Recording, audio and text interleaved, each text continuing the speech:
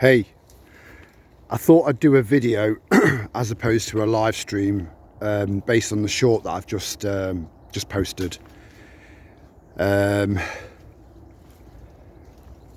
It's easier for me, and it's more it's better for those because we never know how long a live stream is going to last. I can say an hour, before I know it 5 hours have elapsed, and you just think, where did 5 hours just go? So I thought I'd do a little walk and talk instead and try and explain what happened. You have to bear with me because it is a beautiful day. It's very, very cold. I've only been out 15-20 minutes, and my fingers are numb. I could have brought gloves, but I didn't. Now, instead of just going past me, which would be the most efficient way of doing this, so bear with me a second, and then we'll carry on when we get to the other side of this. Thank you very much. Oh, come on.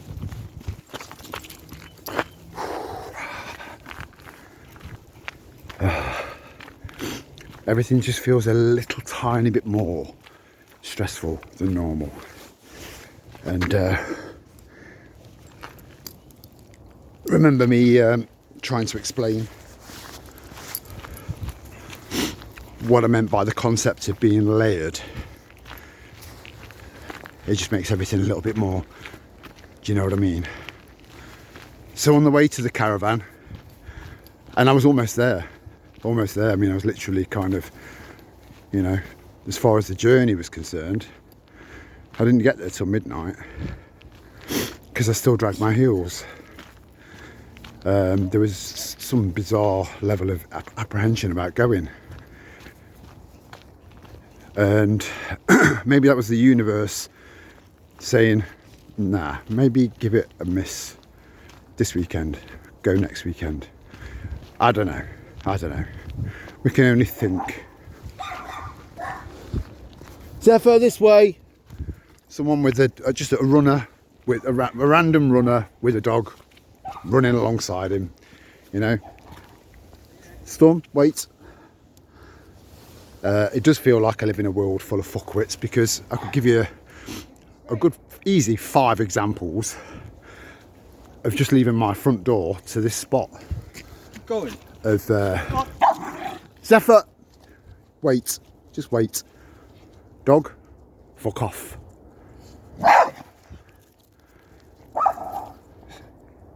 Zephyr, this way.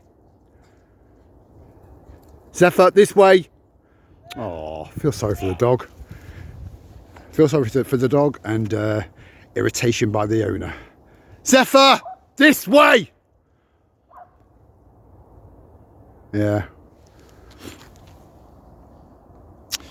Yeah, you see, the world in 2025 is reliant on our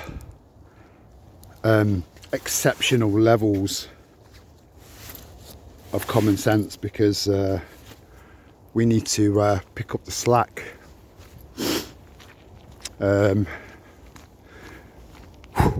So getting back on topic, I do apologise. There's a hairpin bend.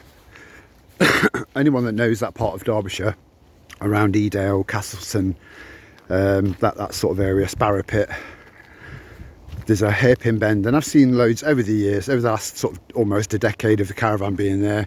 I've seen loads of car wrecks in that spot, and because people were just, stupid. Not everyone, but this hairpin, you've got to do it in first gear. You have to do it in first gear, and people just come racing down that road, that specific part of the road, and a lot of them are young'uns, because most of the cars have been, they've had that kind of young thing about them. Do you know what I mean? my first car kind of car, and a lot of them I've seen the little green square with a P in it, a white P in it, or is it the other way around, white with a green P, to say that they just passed. So I came around this this hairpin and just spotted a car on the right hand side in the same ditch that I've seen so many cars in over the years, where they've taken this this hairpin just too fast, but the hazards were on. So I couldn't just drive past. So I pulled up again. I didn't get to the van until midnight, and this you know, what happened only lasted for about 15 minutes, so it didn't take up a lot of my time, but it took a lot of my mind. So I pulled up, left my car fully illuminated, hazards on this main road, and went over to see what was what. I was very, very apprehensive, had no idea what I was going to see. Went over, went to tap on the driver's side because it was pitch black, and the only light that was being given off was from the hazard lights of this car. So I went to tap on the driver's side window, and my hand just, you know, it was just air. There was no window there. So then I went back to the car to get my head torch, and that was when my mind started to have a bit of fuckery, and I put the head torch on, and you know, at the car, and went to walk back, and I got all sorts of images going through my head. You know, a dead kid. I didn't know. Just the human imagination is boundless, and that could be a beautiful, beautiful thing and a horrific thing at the same time.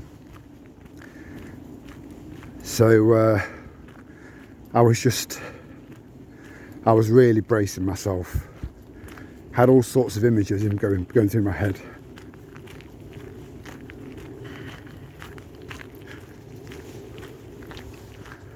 So I went back over, just as you know, you can't just drive past something like that. We've got a duty of care.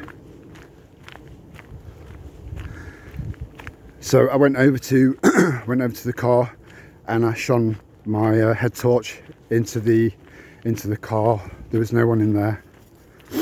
I noticed that all the windows were smashed, and then I went to sort of, I know how far the person can go through a windscreen. I know.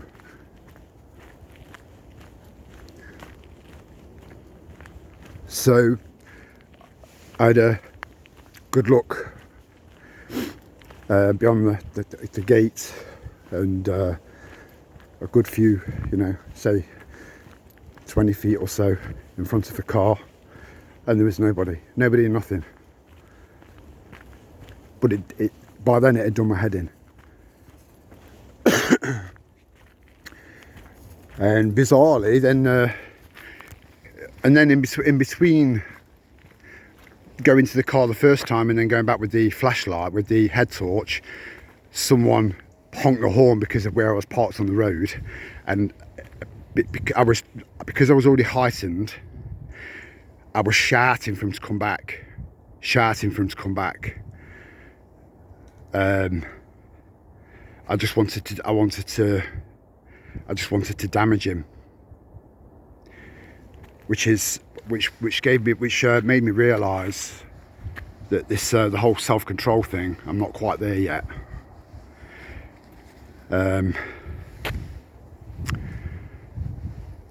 And it didn't, you know, they never do. They shout stuff, they pat the horn, and they fuck off. They're cowards, you know. So yeah, so after I'd gone back to the car the second time with the head torch and realised that there was nothing there, you know, no injured people, and even better, no injured children, then two police cars turned up about 2 or 3 minutes later. Just saw these flashing lights. 2 police cars, 4 police officers, and just to tape off a car.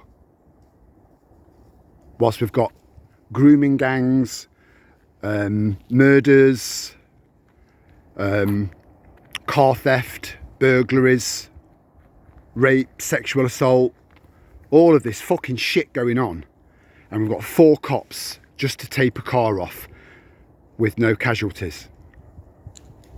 So that just wound me up even more. Got back to the caravan, the heater started straight away, which is unusual, but it was a blessing. I needed that. Like just that extra little bit of a little bit of a kind of a lift of the valve, you know, the pressure. I'm not moving any further forward. I'll move the camera around so you're not looking at the same tree or whatever. Just so that I don't encounter any more dogs, because I don't want it to interrupt my flow, because it's hard enough to talk about it as it is. So being there and going down by the river, there's someone with dogs,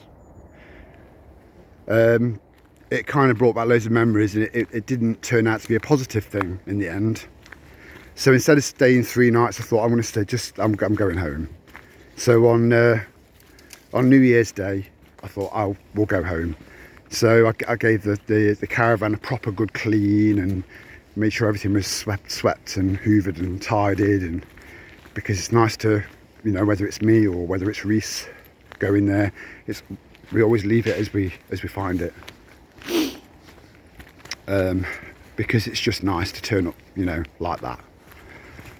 So then I left to come home, and I probably got about 10 miles away from the caravan, which is about 50 odd miles away from we're going to go down here because I know there aren't any dogs down here,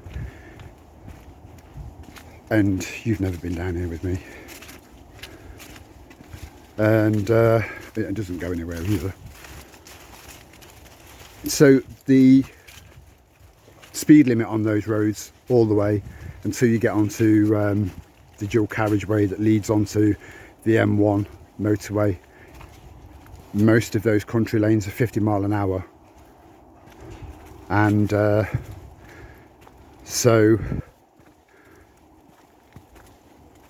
then I was coming out of a bend, and at about 40, maybe 45 miles an hour, you know, I'm in a 4x4, I know how to drive, I'm a good driver, I am good, I am, you know, and I don't big myself up much, but I've gotten out of some unbelievable situations, and all of a sudden I just ploughed into a lake that used to be a road, probably about a foot, maybe a foot of water at its deepest part. So I'd lost all visibility, it was gone, and I think subconsciously I'd pulled the wheel, even though I couldn't see anything because it was a constant barrage of water. It doesn't matter how fast the windscreen wipers went, it made no difference. But I think subconsciously I pulled to the left to make sure that I didn't hit anyone oncoming, and I mounted the curb, and the engine just cut out, and the car wouldn't start again. So I'm in floodwater now, in a car, on a pitch black road. So I'm out of the car, the girls are in the car, I've left the hazards were on, the headlights were on. I tried to make the car as visible as possible for anyone else coming, to try and reduce the chances of the same happening to them. And So, but all of the cars that were coming from the direction I was headed, and the cars that were coming from the direction I just come from, were all doing the same speed as me. But because I had a torch, I was making sure they could see my hand, and they all slowed down. So no one else made the same mistake. And then my battery in the car died, bit by bit. The hazards went first, and then my headlights started to fade, and then there was no light coming from the car. Then my torch, so that's when I started using my torch. By then I was trying to ring breakdown recovery. I've got breakdown on the car, and because it was floodwater, there is some sort of clause where they'll only take me 10 miles from the spot, which is pointless when I've paid for breakdown recovery that can recover me from anywhere in Europe. No matter what, unless it's a crash, you know, I've crashed into another car or whatever. So they were, you know, as useful as a chocolate teapot. So my only other choice was to ring the police, and because of how rural it is out there, you know, it took them about 20 minutes to get to me, but they did have the blues and twos on. By then I'm still waving people down, still slowing people down.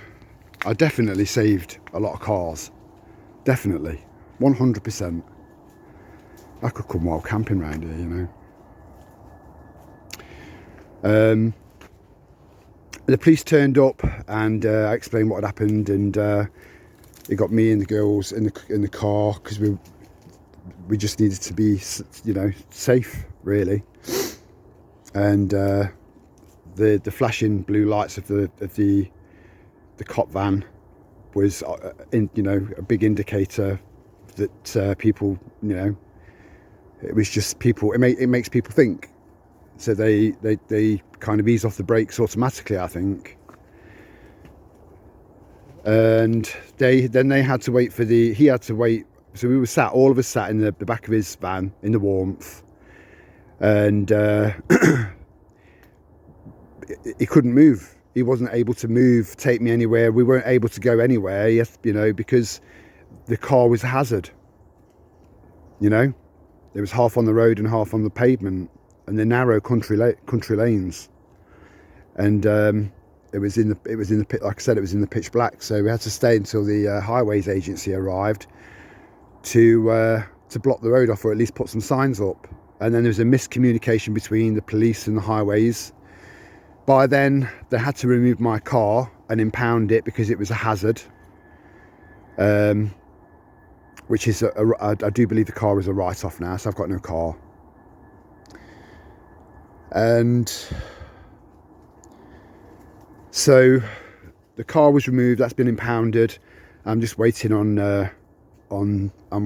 advice, and I'm waiting on instructions on how to get the car back, so that it's at least on the drive, so I can at least sell it as scrap, you know.